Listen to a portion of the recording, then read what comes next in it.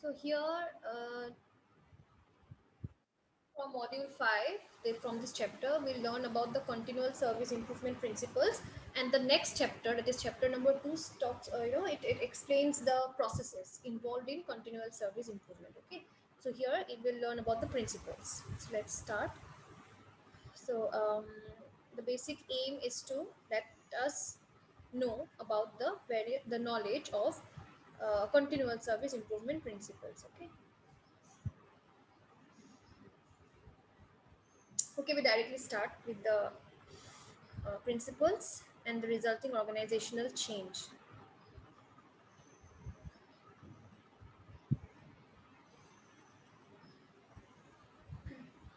So see, here the main goal will be to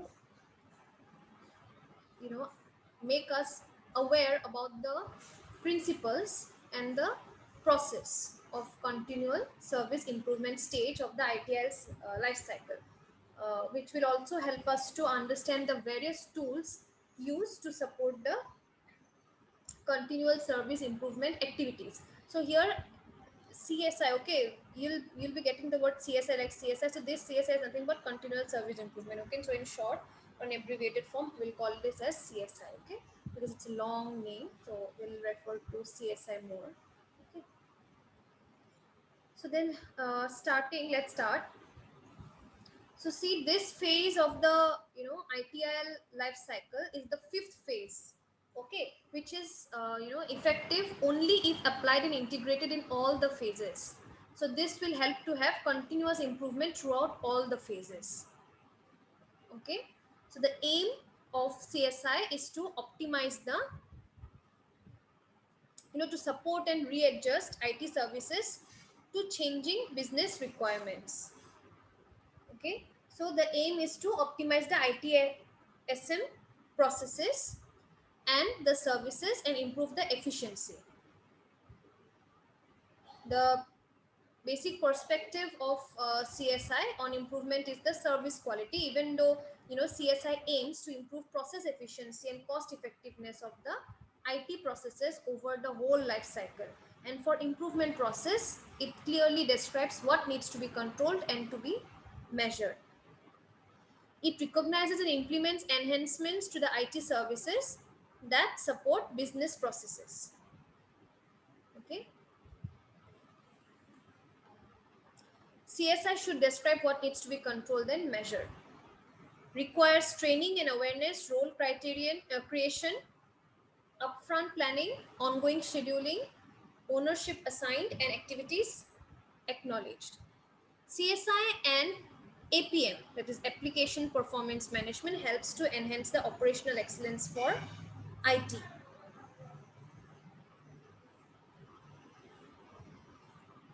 So basically, you know, uh, CSI identifies the various improvements that can be done throughout the life cycle using various metrics.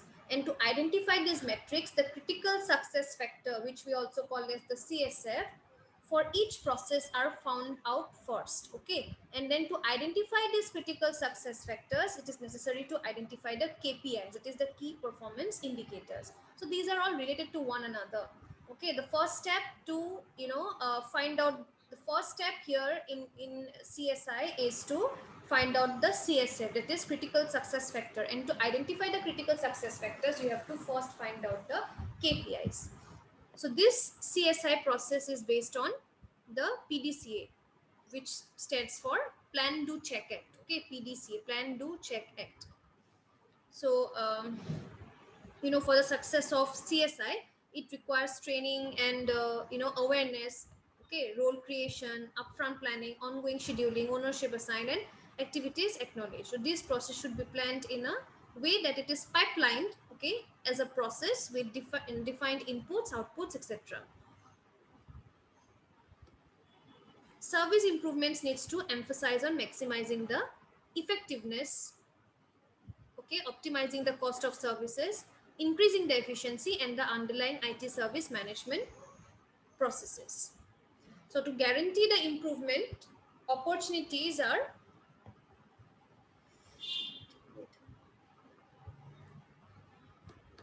just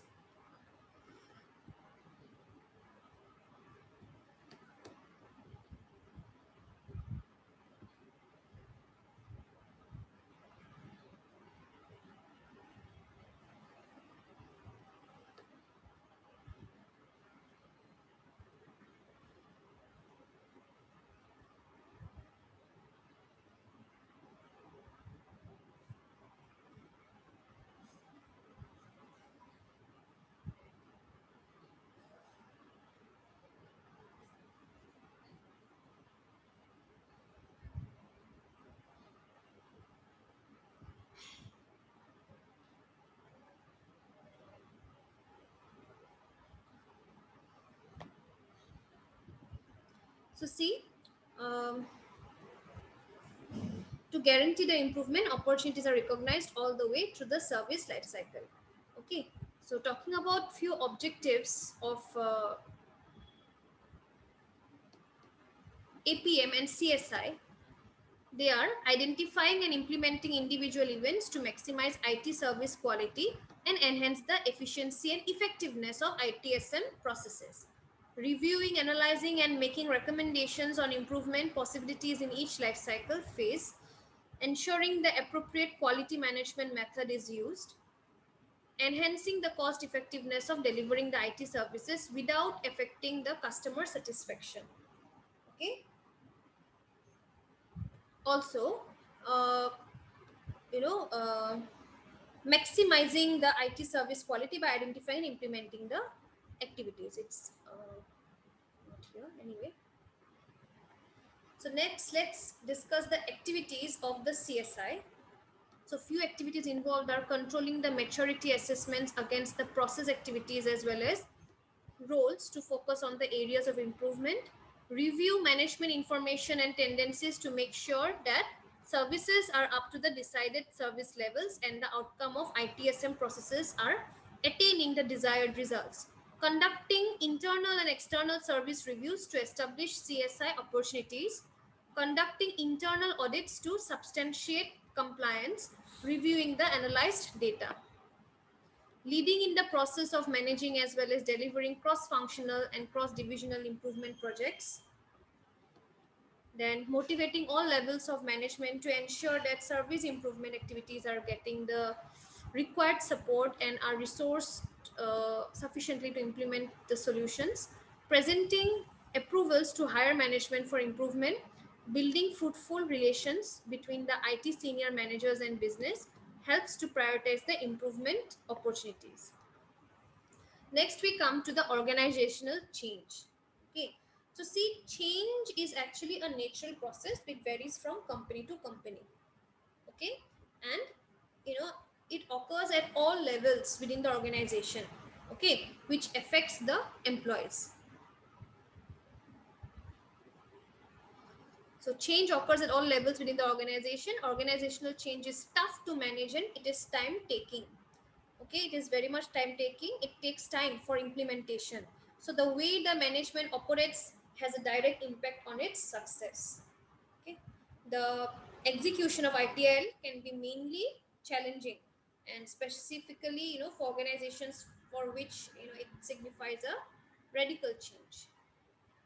In ITL and organizational change, organizations fail to understand the benefits of ITL and subsequently offer practical ways to avoid this drawback. So there are ways to reduce, difficulties or hurdles which can hinder the progress.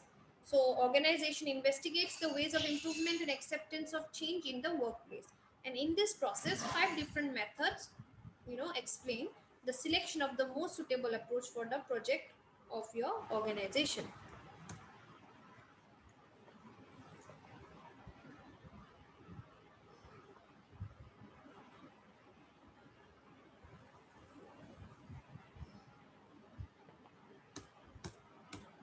Next, we come to ownership. So, ownership is fundamental to any development strategy. It is the best, CSI. CSI is the best practice and the key to an effective implementation. The process ensures that a CSI manager is responsible and answerable for the implementation and application of this best practice. So, the CSI manager becomes the CSI owner, and it advocates for the entire process. Okay, like the service owner is equivalent to the service level manager while negotiating the operational level agreements. Okay, and typically he is responsible for delivering a particular service within the agreed service levels. Often he must lead a team of technical authorities or an internal support unit.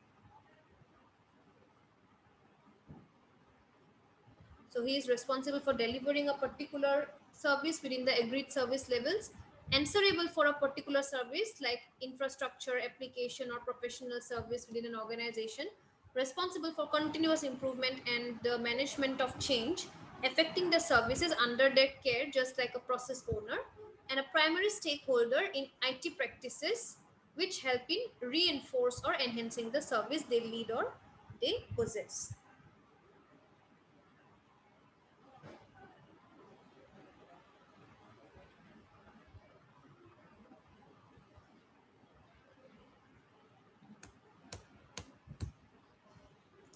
Next, we talk about the various role definitions and their significance.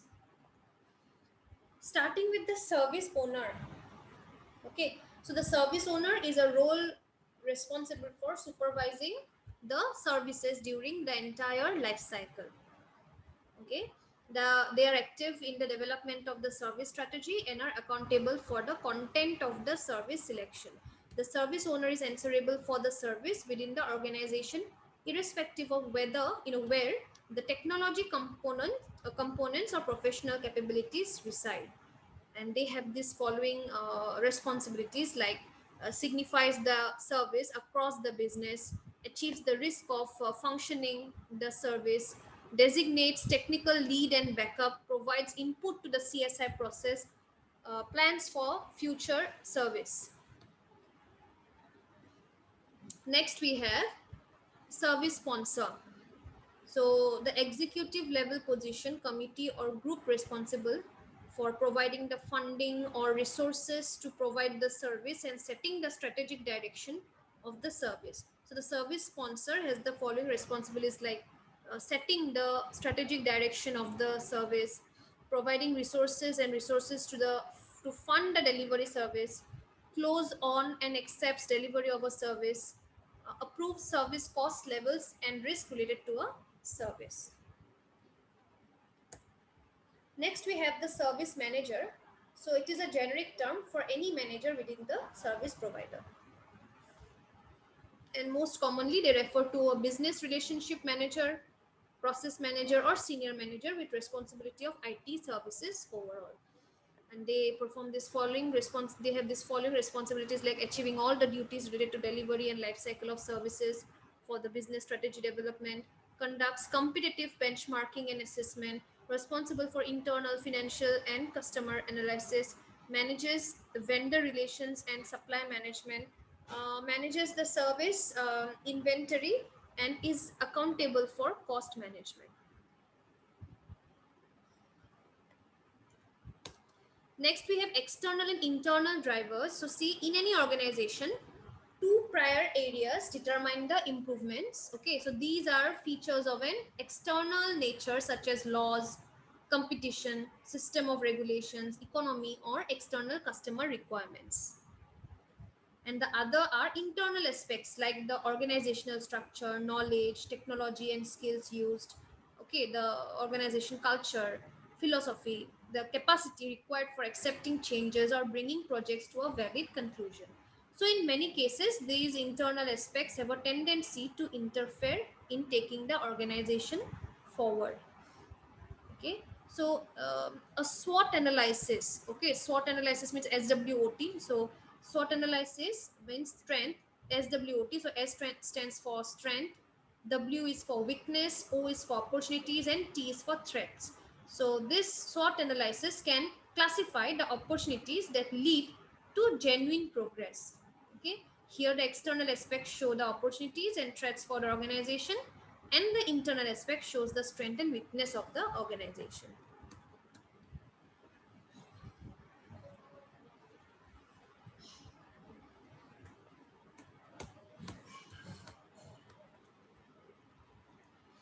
Next, we have the service level agreement or management. So, see, SLM is it is an important principle of CSI. Okay, and it no longer is optional because business demands that IT be compelled by the service needs and the results. Okay, so SLM is strongly relying on other ITIL processes like financial management, business relationship management, okay, also capacity management. The SLM team processes the accurate information on existing capacity that has been delivered to it and compares with the current service performance and interruptions. And by analyzing the accessible data, the SLM produces service gap analysis, which is transferred back to the capacity management for evaluation and implementation of the required changes. Okay. Then, see, SLA is an agreement that lays the groundwork for a good relationship between the provider and the customer and should not be used in any way that would favor only one party.